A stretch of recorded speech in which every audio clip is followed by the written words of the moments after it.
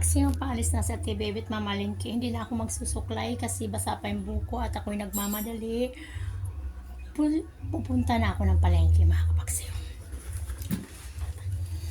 Mga kapaksiw, ito yung aking mas. Magmas ako, mga kapaksiw, kasi malikabok, mausok sa labas. Yes. At kukunin ko na yung aking angkas na helmet. Yes, mga kapaksiw, yung helmet kong angkas, kukunin ko na.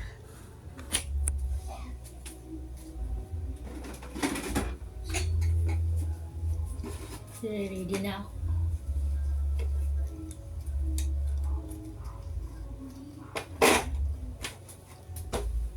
Tsaka yung susi.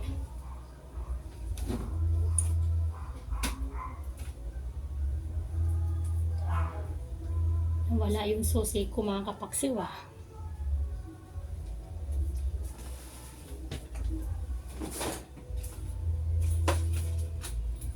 License. Yung license ko, mga kapaksiw, eto.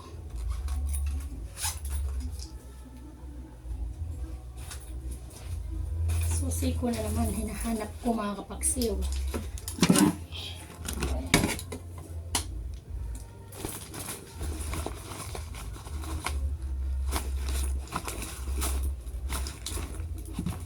Wala. Yes, mga kapaksiw, mag-wear muna ako ng sombrero ng Coca-Cola. Yeah, nakita ko na yung susi ko. Ito naman yung helmet ko. Yes. Ayan. Ayan, mga kapaksiw. Let's go! Yes, mga kapaksiw. Ayan na naman tayo. Punta naman tayo sa palengke. Saan yung pwede ba yung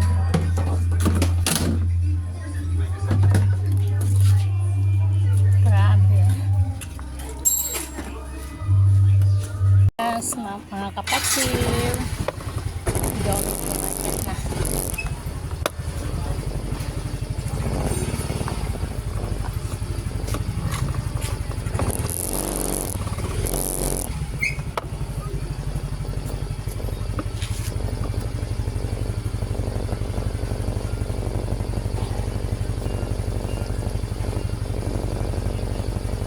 Lalagay na ako ng mask kasi malikap at mausok ang daanan.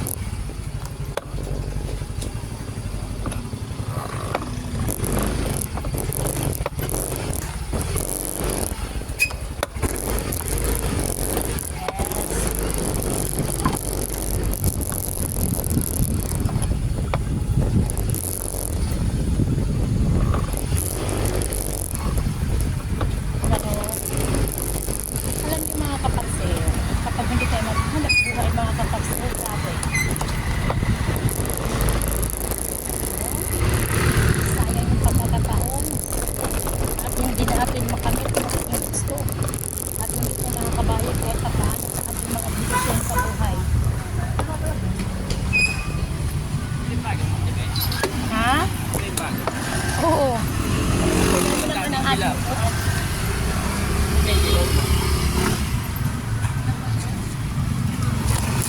Ben, babaan nyo naman, Ben, kasi lumunod nyo yan.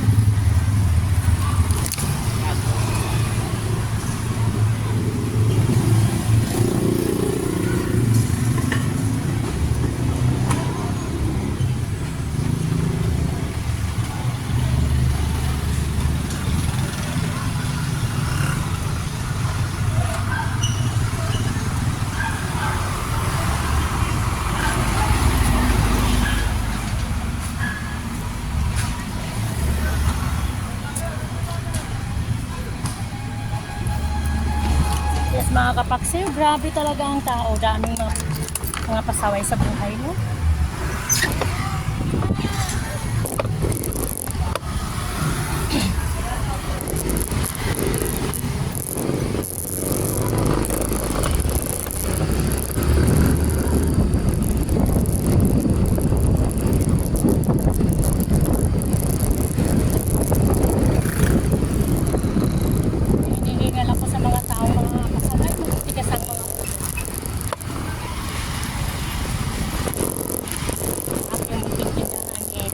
tungtungan na naman ng mga malalaking tao. Hindi mga bata, malalaking tao na naman. Yes, mga kapaksiyo. Grabe. Hindi talaga ang buhay ng tao. May kasaway.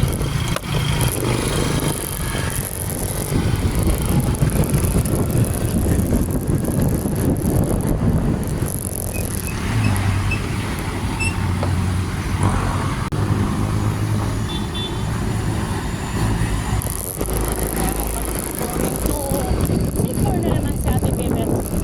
Grabe. Yung mga tao ay hindi nakakaintindi. Pero kainan, tuman, grabe ito. Matigas na ulo. Hindi nila nakaintindihan yung gano'n. Kaya kung tayo walang magbiyahe sa Panginoon, kahit anong hirap, kahit anong sikap, hindi nila pinipigyan ng Panginoon. Ang kasi yung grabe talaga, sobra. Kapag nagyayaw yun, kung nagmamaniw tayo, ay tapos sana man, ang tao na kinakaintindi, hindi naman yung bawat yung galaw. Mabuti ba o hindi? Grabe. Na mga kapagpasensya na, sorry talaga kung bakit ako nakapagsalita. Hindi eh. Kapagpagkan kasi ako yung aking pinagpahanap buhay yan eh. Binababoy ng mga tao. Yes, mga kapatid, dito na ako sa tayo noon. Grabe, tayo noon na pa. May mga maraming bata dito. May mga pasaway din, no?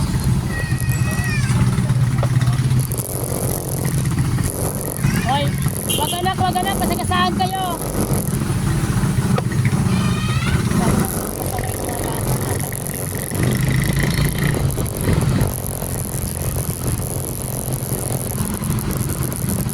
My God, nakapaksin. It's already 8:30 in the morning na. Hindi na natin makawat ang oras. At ang sali na talaga mainit na. Pero andito pa rin sa Bethel.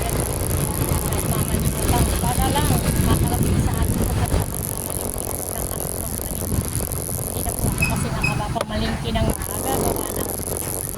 Gawa ng trabaho sa bahay. Bago ako aalis, kailangan na maalis yung lahat.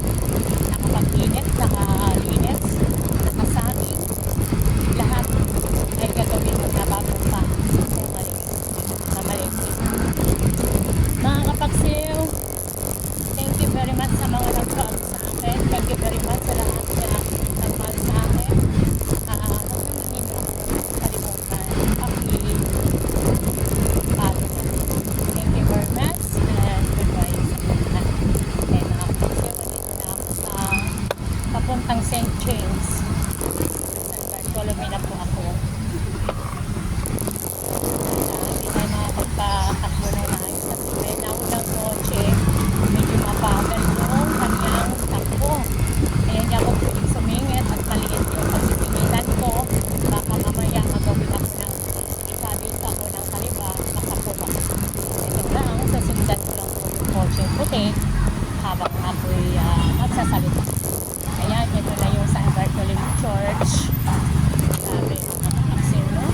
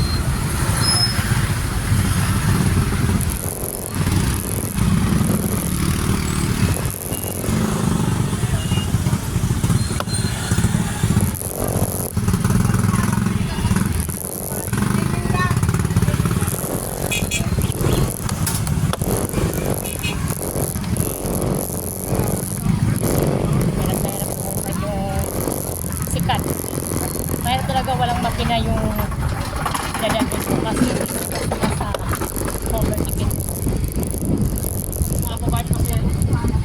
My God. Dito, sa maliit na scale. Maliit, napasok ako.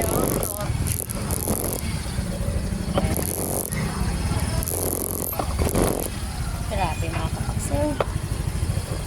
Yes, ganyan lang. Wala.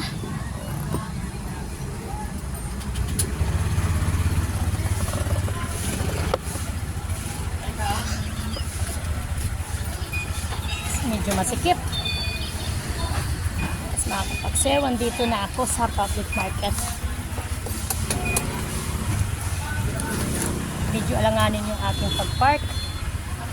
Maliit yung space.